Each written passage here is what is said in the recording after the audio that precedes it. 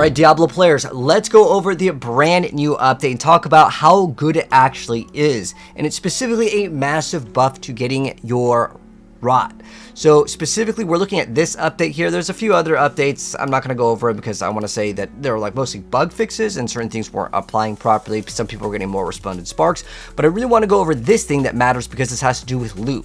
So this is the most important thing that just happened, which was the elite monsters and cocoons in headhunts and rootholds now will drop more restless rot and less items. So there is a nerf with it, but I'm gonna be honest, I haven't noticed a nerf. I'm gonna go ahead and do it in real time. I've got some little like things that we're gonna go ahead and show just live here. I want to say it's a pretty consistent thing. The only thing that's like pretty inconsistent, honestly, in Diablo is like your chance to find mythic items, but let's go ahead and actually go for it. So I'll show you guys the results. We're gonna start off with 9 restless rot. We're gonna see what happens at the end. We'll also time it to see if it's worth it. Now in the open world, there is a massive buff also to the rot that is actually given. So I'll show you guys all of it, and I'll show you guys the best things to actually farm after the newest update. So the first thing I want to show off is the Rootholds. Let's see how many legendaries we are actually getting over here, and then on top of that, we will also show up how much rot we're getting, and over the course of time, like how long did it actually take, because that kind of factors it in as well. But I really didn't feel like the loot was that bad in the Rootholds after the newest update. I don't know if certain things didn't go through, but I know for a fact there are certain things that didn't go through. I saw this post by my homie Rob over here, and we're supposed to be able to have, if things are all GA, it's supposed to make these roll towards the higher end, and this one rolled bottom. So there are certain things that simply are not applying with some of the stuff that they've been talking about as far as Season 7 goes. But anyways, let's go and show off the gameplay, and I'm going to go ahead and actually start the timer real quick over here. I'm going to have to snapshot because this is how this build works, but I can still like walk up to the little like thing where we get to choose the rewards. I'm going to select all the hardest ones over here as far as the rewards go, and then we're just going to go ahead and lock in, and we're going to see how long this takes and how much are we getting in terms of the rot. So remember, we're starting off at 9, so whatever number we get minus 9 is how much we are getting in this Roothold over here. And if any of you guys want this build, it is also uploaded. It's the Infinite Cataclysm Druid. It's one of the top tier builds right now in the entire game.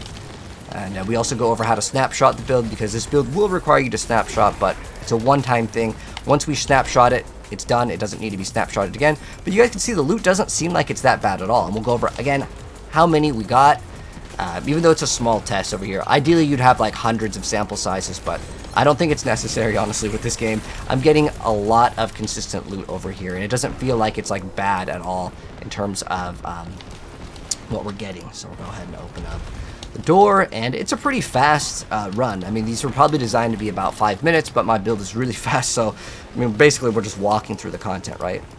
I love this build right now so much more, because I was playing the Dance of Knives Rogue, which is fantastic, but one downside with channeled builds is that you have to stop spinning, especially if you want to snapshot. You have to click on the little like roots to actually open them up, and that can mess up with a lot of the snapshotting with that build in particular if you want to push with it.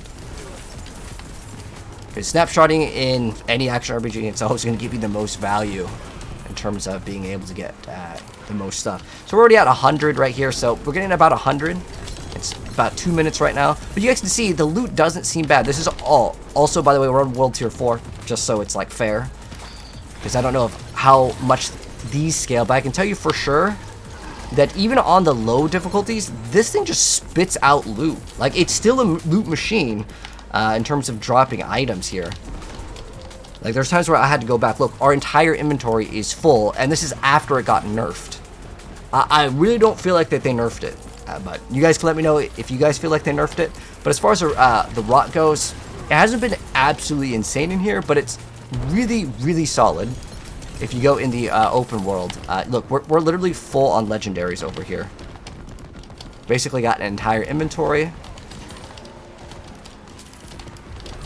Go ahead and do that.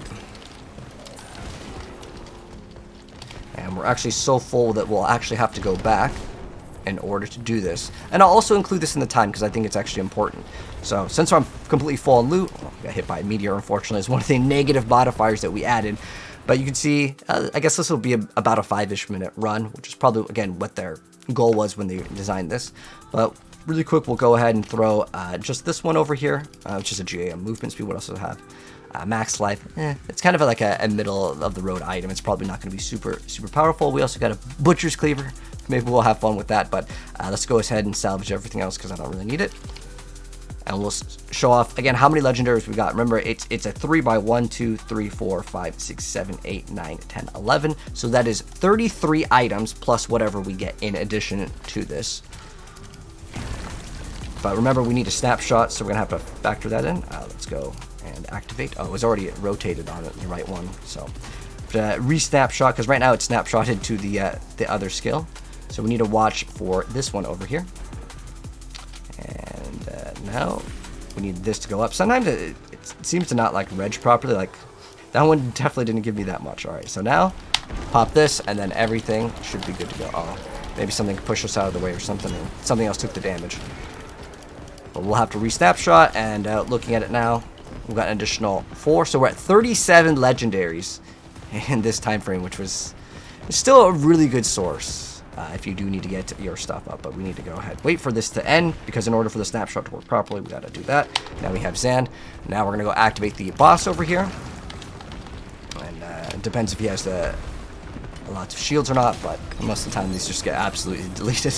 So we got I think in total we got 2 GA items, but let's look at the time as well as how much we got. So it was 4 minutes and 30 seconds for our time frame. Willpower and crit is actually okay, but I can't really use it in this build. I need these. But as far as it goes, we have 44 with this row, 44, 45, 46, 47. So we had 47 legendaries, and as far as the rot goes, it is, let me get my calculator out. So we have to subtract 9, so we got 231 minus 9, and that means we got 222. So 222 rot in 4 minutes and 30 seconds. And then again, the rot, we got 222. So as far as numbers go, just so we have like a visual clarity, on the Roothold, it took us 4 minutes and 30 seconds. We got 222 rot and 47 legendaries. That just sounds crazy as far as legendaries go in the game. But I want to go and show you guys where I would suggest to actually farm. Now, these are okay for certain things. Maybe you need some of the heads or whatever. It's not like I'm telling you guys not to do the Rootholds, but I want to show you guys the drastic difference if you need rot, which is essentially what most people need. So to make the number a little bit easier, I'm just going to go ahead and just level up this thing, just so we're at 31, which is pretty much as low as we can go. So the next one, we're going to have to subtract 31 from whatever result we get, and then we're going to play for about 4 minutes in this zone, and this way we can kind of compare the differences. But let me go salvage and get all of these things out of the way so we don't have them clogging up our inventory over here. This way it's like completely fair. I didn't want to do any cuts or anything, just so again, it's completely fair in terms of our testing results, and you guys can tell me if you've seen a massive difference in the open world.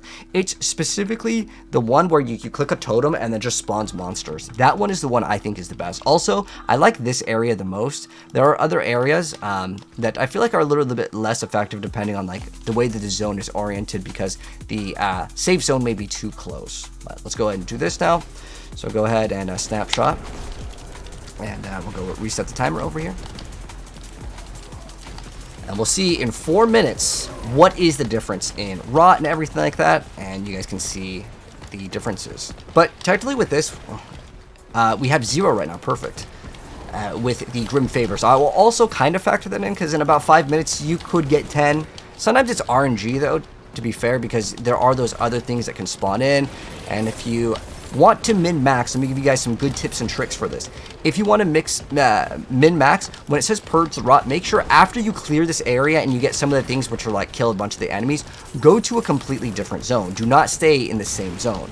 The thing that I want to give you guys as the greatest tip is to specifically look for the one objective where it's basically a circle and you just stand around in it. That is the one I think that has the most value. But you can see everything is pretty easy in terms of content here. I mean, the other one is pretty easy as well, but you can click on any of the little objectives if you want to. Click on them. But I think that thing that's going to give you a lot more value is, again, just looking for the circle ones. And I kind of just go to those. Those seem pretty consistent for 100 rot, and those can be done in like a minute.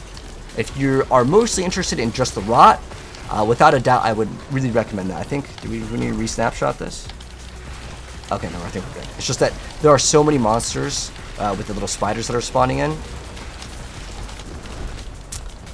that there's not enough targets to hit. So if you do get the exposed root where it shows on the top right, there's like an orange little egg with, you know, the little tentacles on it, I would say this is definitely worth doing. You can see kind of the difference here. But that one is the best. There's also like a patrol one where like you can follow it around. That one's okay too, because while doing that one, you can also complete other objectives maybe that are nearby. But we're going to go ahead and see what the difference is. We're already at 140. Remember, we have to subtract 31. But yeah, this seems like it's much better in terms of getting the rot. But as far as it goes, again, we're supposed to get like less like legendaries than the Rootholds, but I didn't find it to be that big of a difference. Still able to just absolutely delete stuff. And we were technically kind of doing this solo. Usually in these areas, people will come by eventually. And oh, there's also technically goblins in these areas, so that's another like nice benefit that you'll have if you go ahead and do these. Okay, there's a bunch of legendaries that just dropped, so it's gonna give us a little bit more. Plus, remember, we also get the bonus. And sometimes you can get more of these things to spawn in, and you can just keep on sitting in the same area. And man, like the loot is starting to get a little bit crazy right now, right? You can see how much we're getting, and we actually completed this. Now, once you complete this, you instantly want to go to that purple marker. I'm going to make sure we still have that thing snapshotted. Sometimes when you mount up, it kind of messes things up. So we're going to also count that as part of the rewards, because that ties into the time that we were doing this. So we're at 3 minutes right now. So I'm going to select Chaos here. The reason why is with Chaos you can get extra Rootholds, which is going to be ideal. But the main thing... Oh, did we get one? Okay, this is the escort mission. This one's okay, but the one that I think is by a long shot the best, and I want to show you guys if I can find it, is the one where you click on things. The ones where you basically clear out the area. This one, Cleansing. Cleansing is so godly. Let me actually click on this one. And let me show you guys how good it is. Do we need a re-snapshot? Sometimes with this build, we will need a re-snapshot over here. So let's go ahead and do that. We're going to have to wait for this to fall off, but I want to click on this thing. I'm going to click on it after we can re-snapshot. We're at like 4 minutes right now at this point, but we're going to go do this one as well. Just because the time might be a little bit different, but I want to make sure that we get this because I kind of messed up the snapshot. So I'm going to go ahead and do this. Now we snapshot, and then be good to go. And this is the thing that I want to show you guys. So we're at 200, let's just say 250 just to make the number a little bit easier. But this is definitely the one that is going to give you a bunch of value. Everything will just get melted here. Technically right now we're at the same amount of time, so it was at like 270. So we also have to factor in that we have this loot box over here, this little collection of chaos that we'll factor in, because I started off at 0, which was perfect. But ideally, you just kind of look for these, and we can see the difference in legendaries. The other method, if you want legendaries, that one will be much better. But as far as open world content goes, this is by a long shot the best. You can also consider trying the PvP areas. If you just kill, like there's a PvP boss, and then you turn in, that's 8, and you can get that done literally in a minute. That one's really fast. But that one technically has a cooldown. You can't infinitely do it. So you can see we're already at 590 minus the 30, because we did start off with that. So technically we're at 5 minutes and 10 seconds here. So to kind of go over the amount of legendaries, I'm going to open up the little chest here. We technically got a chaos one, but you could get the other ones that can give you like potentially a mythic. If you get the ones with keys, if you see any of the ones where like you can get ancestral pieces of gear, obviously take the ones that are in orange basically. But I recently just got one of these, which is going to guarantee us a mythic item. This is the Tribute of Ascendance Resolute, which will pretty much give you a mythic. Like it's not like it's gonna like spit out like 10 of them, but it's a higher chance, right?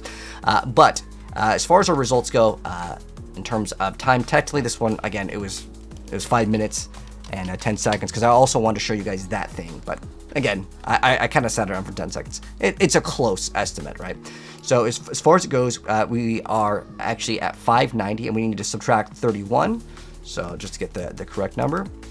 So 590 minus 31 over here, and we can see we're at 559. So it's almost double roughly in the amount of time. Now, if you get multiple of those things where you get to click on, I would just do those, go to another zone and do those, like those specifically. Also, the ones where it's just like slay monsters, kill like 100 monsters or 140, just doing those in multiple areas is technically a lot faster than doing some of the ones where you're doing the animal escort ones. Those ones are really slow because no matter how powerful you are, the animal, it just kind of goes on its own, right? So as far as this one goes, let's go ahead and open up the chaos and let's see what we get. These also can give you XP, technically, so it's there. This also gives you a good amount of gold. Sorry, I didn't check the gold for this. I specifically just put rot here because that's the main thing that I think people want. We also get some boss summoning materials. Another thing that I want to also mention for something to factor in, specifically in just the open world content, there just seems to be a little bit more goblins. So if you need boss materials, I would say these are much better.